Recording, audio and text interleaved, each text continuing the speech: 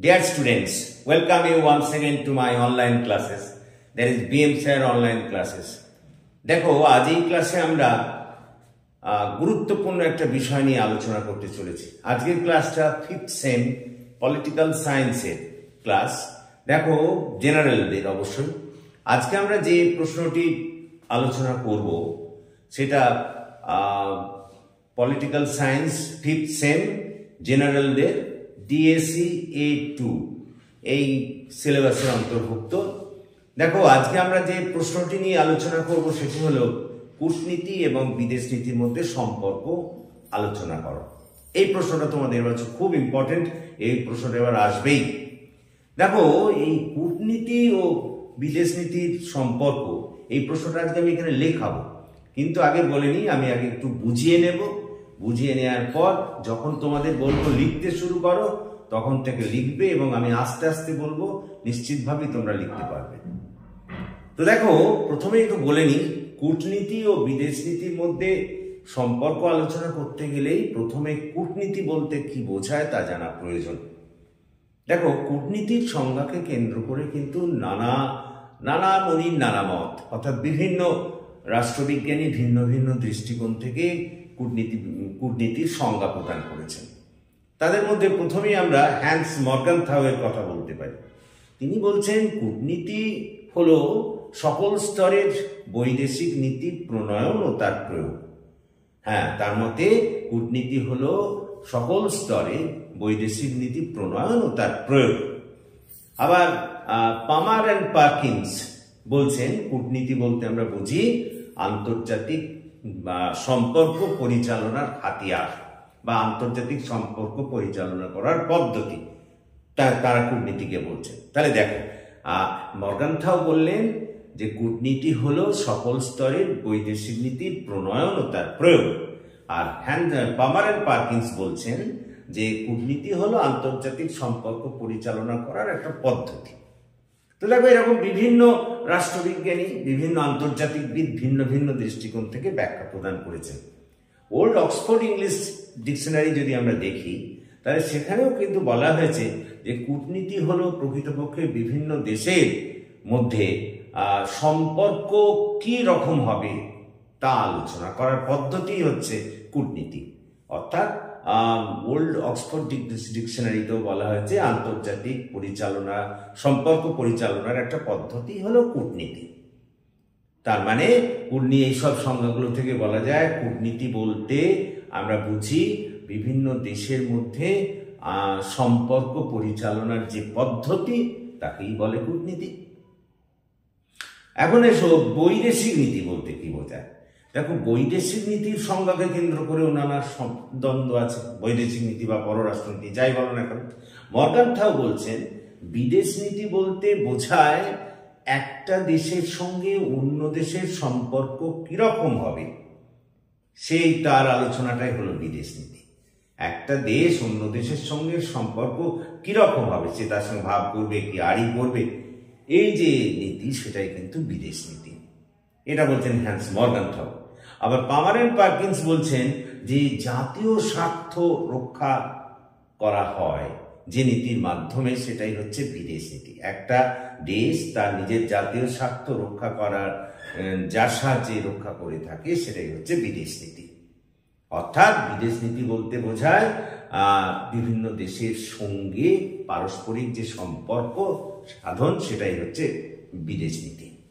তাহলে দেখো কূটনীতি আর বিদেশ নীতির সংজ্ঞা থেকেই বোঝা যাচ্ছে এই দুটো বিষয় এক নয়। এখন দেখো দুটো বিষয় এক না হলেও তারা একে অপরের কাছে ঋণী। কূটনীতি যেমন বিদেশ নীতির কাছে ঋণী, বিদেশ নীতি তেমন কূটনীতির কাছে ঋণী। কিরকম আমরা একবার বলি। প্রথমেই এসো যে কূটনীতি কিভাবে বিদেশ নীতির কাছে ঋণী আমরা দেখব। দেখো কূটনীতি বিদেশ নীতিকে কার্যকর করার পদ্ধতি। স্বাভাবিকভাবে বিদেশ নীতি যদি না থাকে তাহলে কূটনীতি তো অর্থহীন, কোনো কাজেই লাগবে না তার, কারণ বিদেশ নীতিকে কার্যকর করার জন্যই তো কূটনীতির দরকার। আবার দেখো যদি কূটনীতি আছে, বেটে গেল যে বিদেশ নীতি না থাকলে কূটনীতির দরকার নেই। এবার ধরলাম কূটনীতি আছে কিন্তু বিদেশ নীতি নেই, তার মানে পরস্পর তারা একে অপরের কাছে ঋণী। কূটনীতির প্রয়োজন বিদেশ নীতিকে, আবার বিদেশ নীতিরও প্রয়োজন, মানে বিদেশ নীতি কার্যকর করা হবে কার সাহায্যে? কূটনীতির সাহায্যে। তার জন্য তার কূটনীতিকে লাগবে। আর কূটনীতি কার্যকর করবে কাকে? বিদেশ নীতিকে। তার জন্য বিদেশ নীতি লাগবে। তার মানে তারা একে অন্যের কাছে ঋণী। অর্থাৎ কূটনীতি এবং বিদেশ নীতি পরস্পরের উপর নির্ভরশীল। কিন্তু তা বলে তাদেরকে এক বলে বলা ঠিক হবে না, তাদের মধ্যে পার্থক্য আছে। কিরকম? দেখো, বিদেশ নীতি হলো বিষয়বস্তু, আর কূটনীতি হলো সেই বিষয়বস্তুকে কার্যকর করার পদ্ধতি। একটা বিষয়বস্তু, অন্যটা পদ্ধতি। দ্বিতীয়ত, বিদেশ নীতি হলো লক্ষ্য, আর কূটনীতি হলো লক্ষ্য সাধনের উপায়।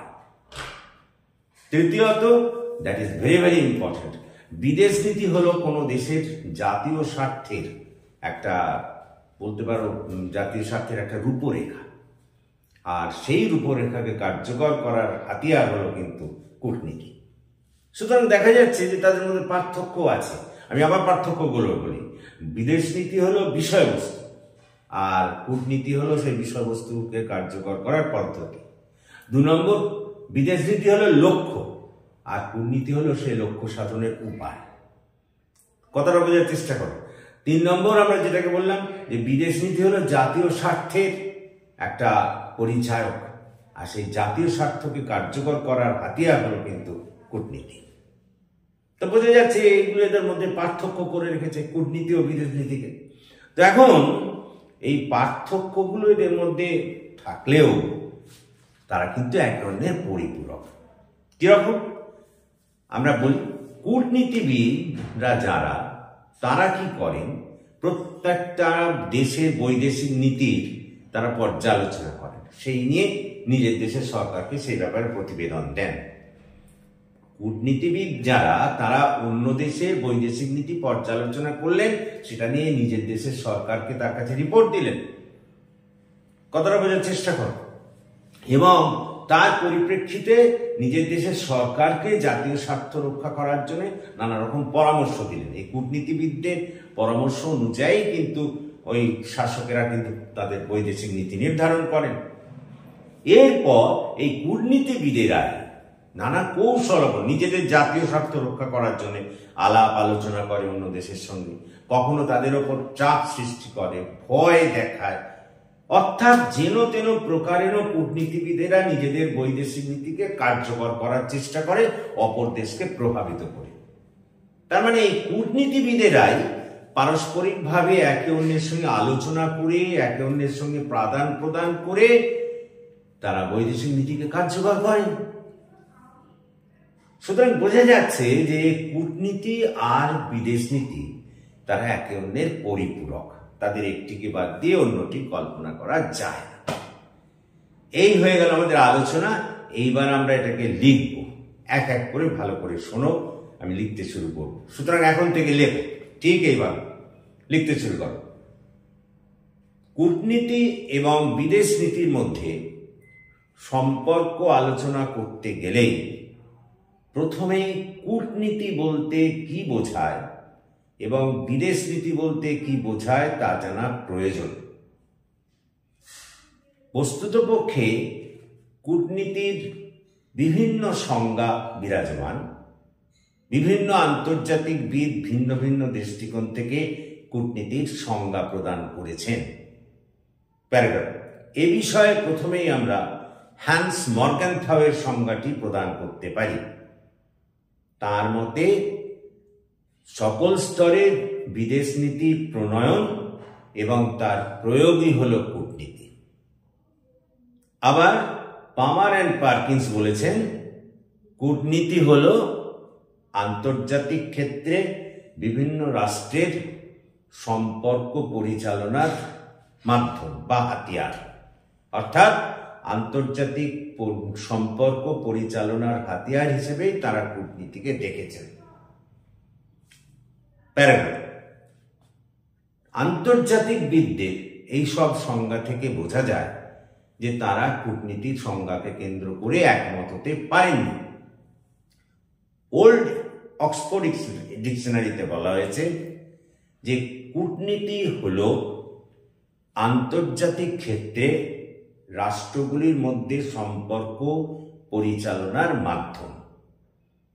এই সব পরিপ্রেক্ষিতে আমরা বলতে পারি কূটনীতি বলতে সেই পদ্ধতিকে বোঝায় যার সাহায্যে বিভিন্ন দেশ অন্যান্য দেশের সঙ্গে তাদের সম্পর্ককে পরিচালনা করতে পারে, সম্পর্ককে যথাযথভাবে সুষ্ঠুভাবে পরিচালনা করতে পারে, যার সাহায্যে তাকেই কূটনীতি বলে।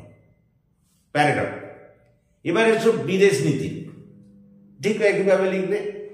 বিদেশ নীতির সংজ্ঞাকে কেন্দ্র করেও নানা মতদ্বন্দ্ব বিরাজমান। বিভিন্ন আন্তর্জাতিকবিদ ভিন্ন ভিন্ন দৃষ্টিকোণ থেকে বিদেশ নীতির সংজ্ঞা প্রদান করেছেন।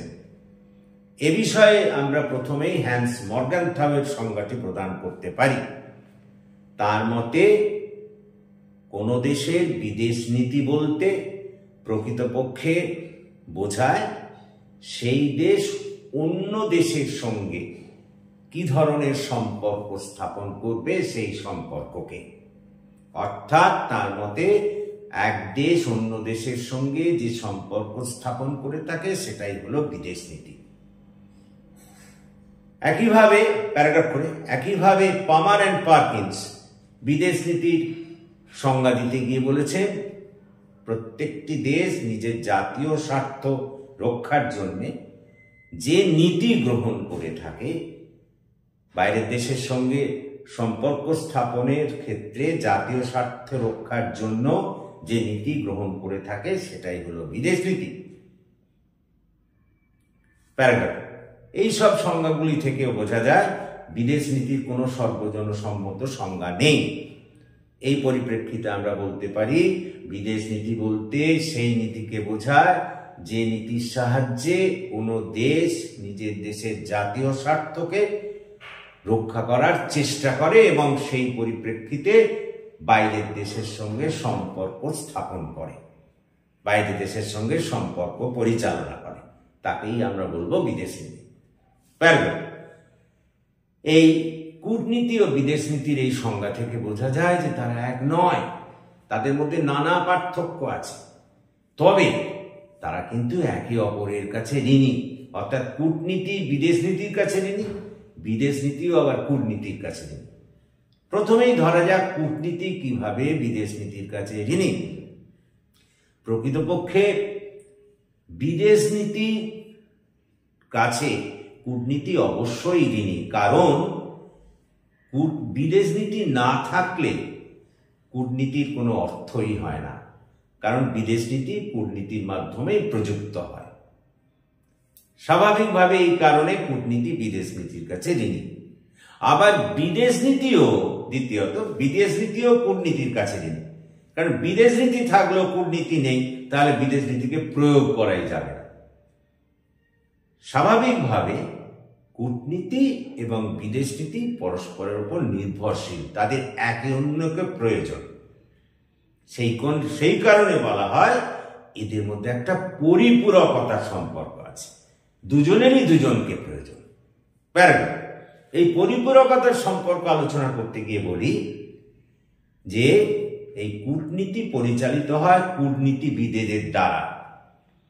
কূটনীতিবিদেরা বিভিন্ন দেশের বৈদেশিক নীতি পর্যালোচনা করেন, সেই বৈদেশিক নীতি পর্যালোচনা করে তার প্রতিবেদন নিজেদের দেশের সরকারকে জানান এবং সেই সব প্রতিবেদন জানিয়ে সরকারকে ওই সব দেশের সঙ্গে সম্পর্ক স্থাপনের পরামর্শ দেন এবং কূটনীতিবিদদের পরামর্শ অনুযায়ী সরকার তার বৈদেশিক নীতি নির্ধারণ করেন। স্বাভাবিকভাবে কূটনীতিবিদেরা বিশেষ গুরুত্বপূর্ণ ভূমিকা পালন করেন।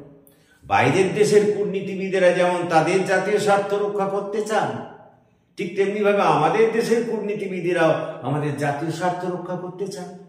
সুতরাং বিভিন্ন দেশের কূটনীতিবিদদের মধ্যে একটা আলোচনা চলতে থাকে। তারা কিভাবে করেন আমরা বলি যে তারা অনেক সময় ভয় দেখে বা আলাপ আলোচনা করে বিভিন্নভাবে চাপ সৃষ্টি করে নিজেদের জাতীয় স্বার্থ রক্ষা করার চেষ্টা করেন।